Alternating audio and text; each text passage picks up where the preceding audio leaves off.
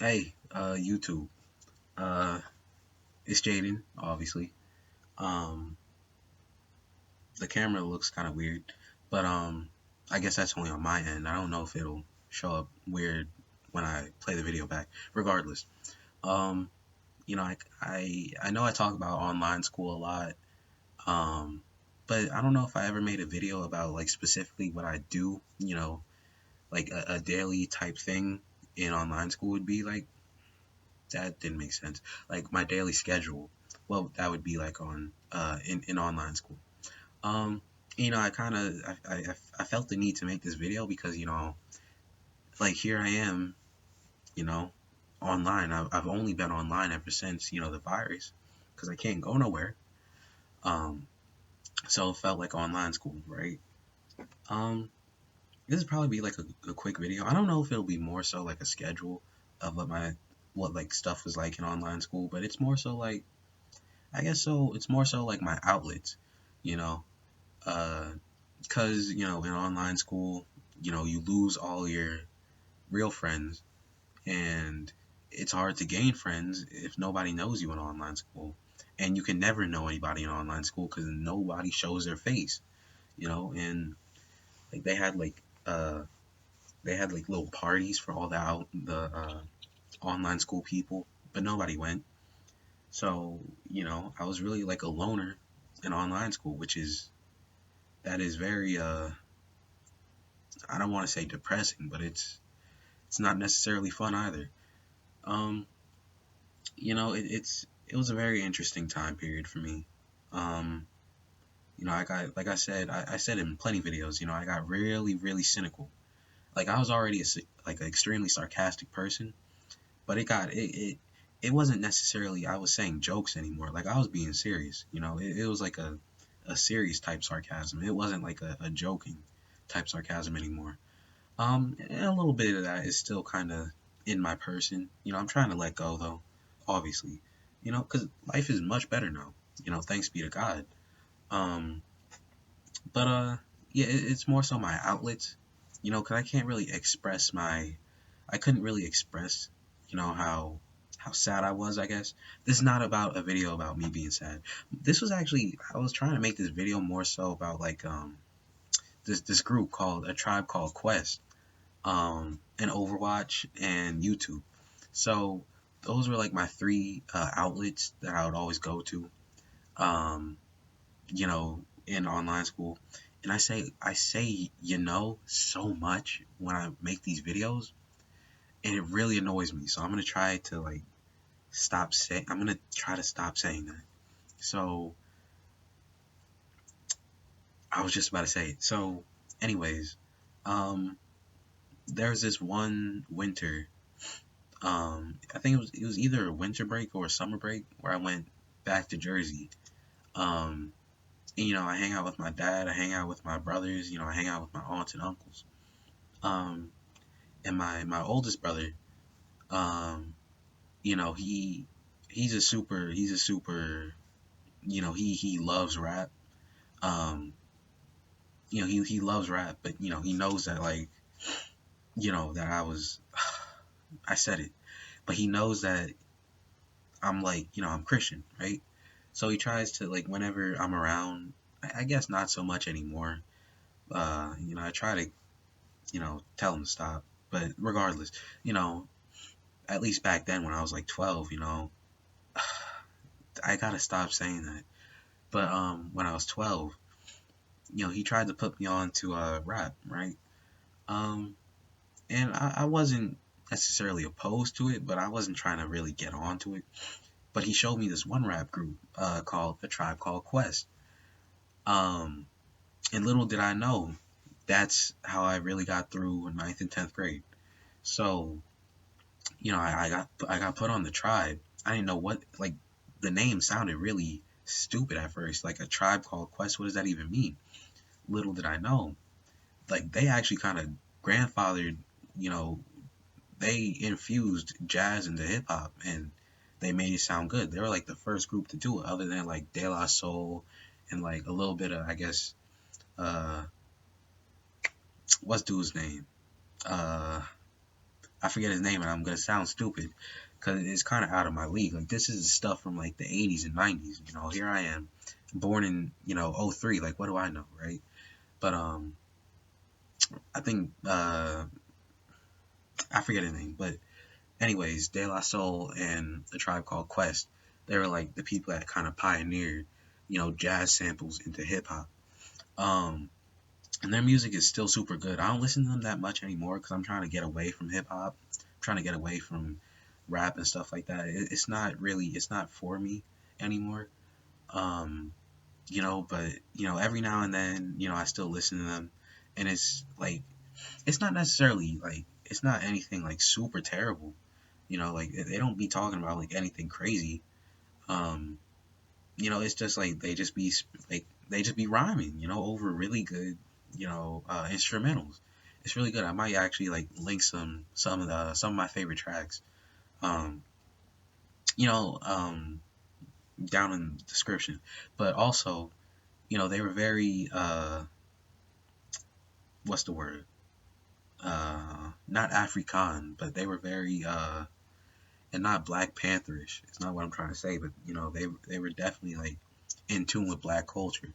Like they would definitely uh like um on their second album, their third album.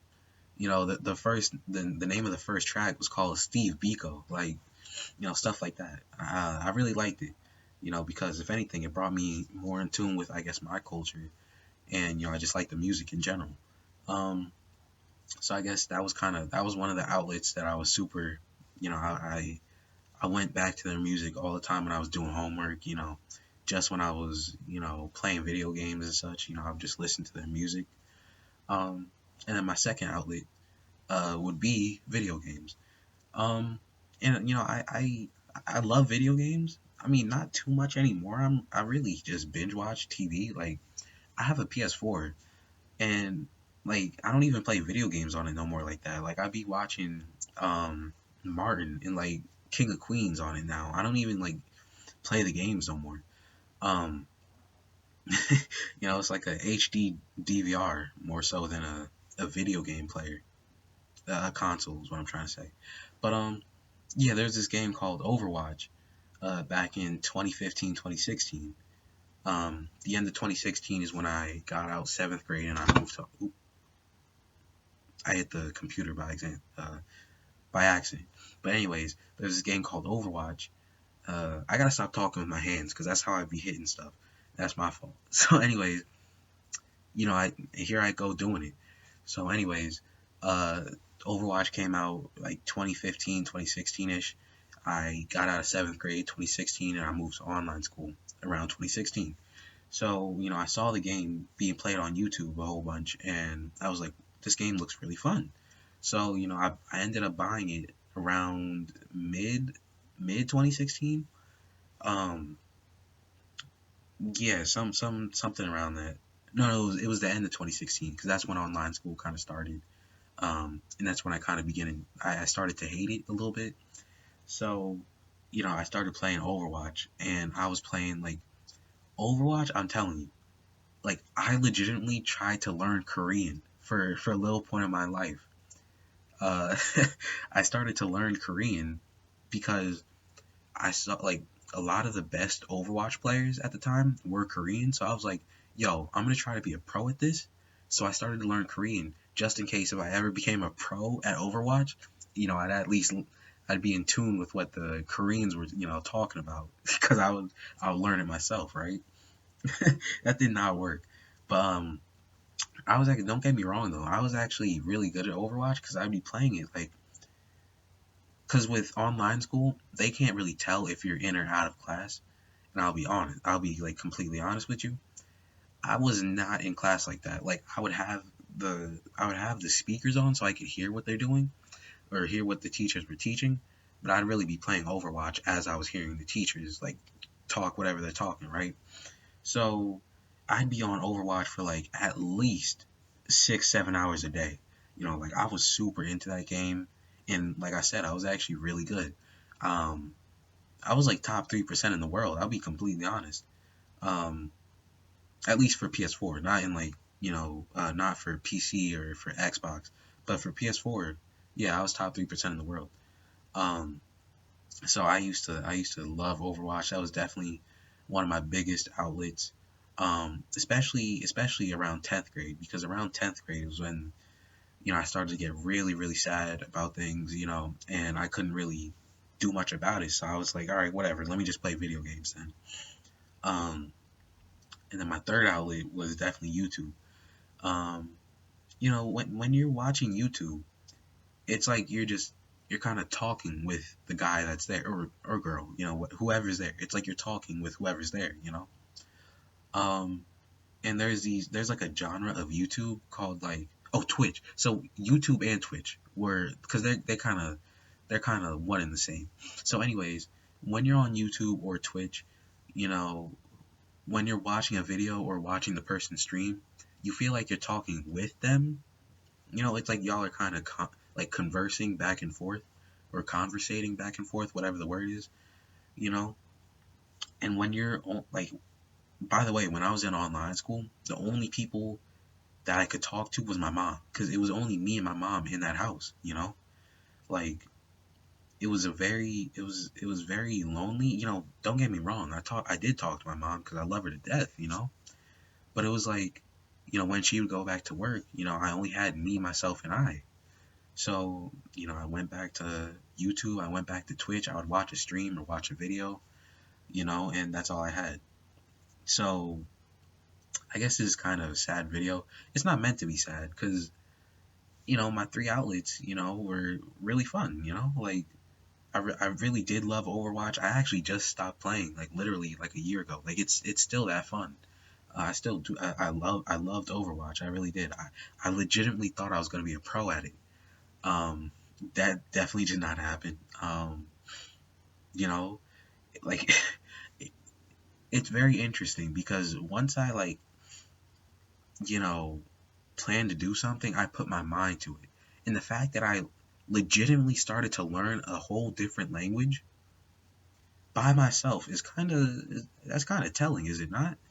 Like I did the whole Duolingo thing and I got like not halfway through, but I got like a good 20% off Korean, Like if you told me to write down like hello, my name is Jaden Reddick, I could probably do the hello. you know. that's that's good enough, right? Um I'm talking about like if I write it. They never did like a speak type language, but to write it I probably could. Um and yeah, like hip hop, really a Tribe Called Quest. Um I still, like I said, I still sometimes tap into their music. Um their one album, Midnight Marauders, that's one of my favorite albums of all time. It's every song on there is amazing. They don't talk about nothing crazy, like I said, and like I said, like it was back in '93. Like that album is 18 years old, right? Because you add the eight, that's 2001, and then 10.